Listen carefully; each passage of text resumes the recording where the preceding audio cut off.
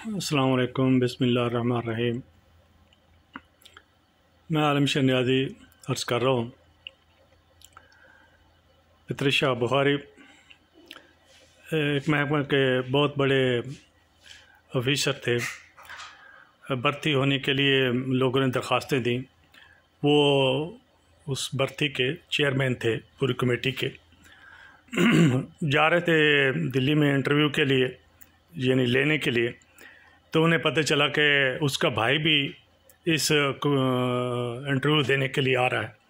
तो वो वहीं से वापस हो गए और उसके भाई को जब ये पता चला कि इस कमेटी में तो मेरा भाई जो है वो चेयरमैन है, तो वो भी रास्ते से वापस हो गया।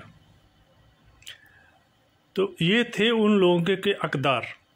हम किस पोजीशन पे बैठे हैं, अब हमारी अक़दार क्या है, हम कितने अपने करीबियों को कितना नवाजते हैं और कहाँ कहाँ तक कितना ख़र्च करके आवाम को तबाह कर देते हैं।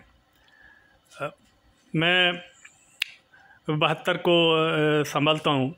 72 में यही आटे का था और पीपल्स पार्टी की हुकूमत आई तो उन्होंने आटे के डिपो बना दिए और अपने लोग जो पीपल्स पार्टी से रिलेटेड थे उन लोगों को डिपो इंचार्ज बना दिया और वो सिफारिशों से वो इस तरह आटा देते थे। आज 50 साल के बाद भी वही आटे का आज ये बहरान है। इमरान खान पे लोग गिला करते हैं कि इमरान खान ने लंगर बनाया और लोगों को इसमें भीख मांगने पे मजबूर कर दिया। इन लोगों को ये पता नहीं, क्योंकि ये महल्लात में रहते हैं, लूट मार करके इन्होंने अपने महल बना लिए हैं और चूँकि आवाम का खून चूसते हैं तो इसलिए इनको इस मसले में पता नहीं। चूँकि देहातों के लोग ये जब सर्दियों का सीज़न आता है उनके यहाँ तो सिर्फ फसल के मौके में ही जो है वो रोज़गार मिलता है, फसल के सीज़न में, यानी अप्रैल से लेकर जून तक। उसके बाद वो फ्री होते हैं या फिर कोई जो चावल के इलाके हैं या इधर हैं तो इसमें थोड़ा सा इनको मौका मिलता है, वरना वो लोग भी शहरों में ही जाते हैं काम करने के लिए। तो वहाँ वो लोग, इमरान खान ने उनके लिए लंगर खाने इसलिए को लेके लोग वहाँ से आते हैं। फिर मकामी लोग भी जो थे जिनके पास कोई नहीं रोज़गार होता, कोई मजबूर होता है, कोई बूढ़ा होता है, वहाँ वो भी उसे खा लेता था। भूखा कोई न सोए इस प्रोग्राम में भी बोले, वो उसने ये किया कि कोई हर किसी को खाना मिले। फिर सराय वगैरह भी बनाई, रहायश गाहें वगैरह भी बनाई। इन लोगों ने उस वक्त मजाक किया, लेकिन ये एक आम पब्लिक, एक आम गरीब आदमी की बहुत बड़ी बात थी। और हमारा जो पावर्टी का लेवल है वो बहुत नीचे है, क्योंकि हम ये जो लोग महल्लात में रहते हैं, ये लोग शहरों में रहते हैं, वहाँ फिर भी कुछ न कुछ चल जाता है, लेकिन देहातों में तो बहुत मुश्किल हालात हैं। और वो फिर फसल क्रॉप पे इमरान खान ने बड़ी अच्छी तवज्जो दी और उसकी कीमतें अच्छी मुकर्रर की, क्योंकि हमेशा जो मिडल मैन है वो कमाता है। जब हम अभी जब काश्त कर रहे हैं जो ये नवंबर दिसंबर में, तो 10 से 12 हज़ार एक बोरी गंदम की थी बीज की, और बेचे कितने में? 3-3.5 हज़ार में, यानी मई जून में 3 से 3.5 हज़ार। गवर्नमेंट की रेट अगर 4 हज़ार ही मुकर्रर किया तो इसमें इस तरह ही जो भी फसल बिजाई के मौसम में होती है वो हमेशा उसकी कीमत बहुत हाई होती है। फिर उसके लिए जो खाद वगैरह है या जो उसकी बिजाई वगैरह है, जब फिर डीजल पेट्रोल जिस तरह महंगा हुआ तो उससे फसल की तबाही हो गई। मतलब फसल कैसे पैदा होगी, क्योंकि यूरिया जब नहीं मिल रही, जब खाद नहीं मिल रही, तो इसलिए तो इमरान खान ने ये कि फसल पे भी तवज्जो दी, गरीब तबके पे भी तवज्जो दी, भी असास प्रोग्राम में भी लोगों को दी। हेल्थ कार्ड सबसे बेहतरीन था। इन्होंने तभी इनको तकलीफ हुई कि हेल्थ कार्ड बंद कर दो। फिर उसने डैम जो है कैपेसिटी पेमेंट वाली बिजली वाले, तो उसने डैम बनाने की बात की और उस पर काम शुरू करवाया।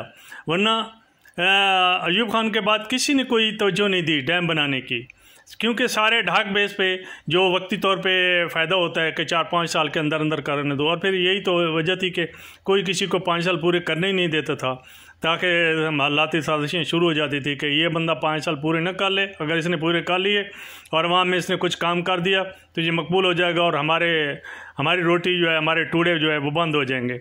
और हमें कुछ नहीं करेंगे। और यही बात थी कि जब पीपल्स पार्टी की हुकूमत होती तो वो नून लीग के जो स्कूल या जो भी होती थी वो ख़त्म कर देती थी, ये गिरा देती थी, जो उसके मंसूबे होते थे तबाह कर देती थी।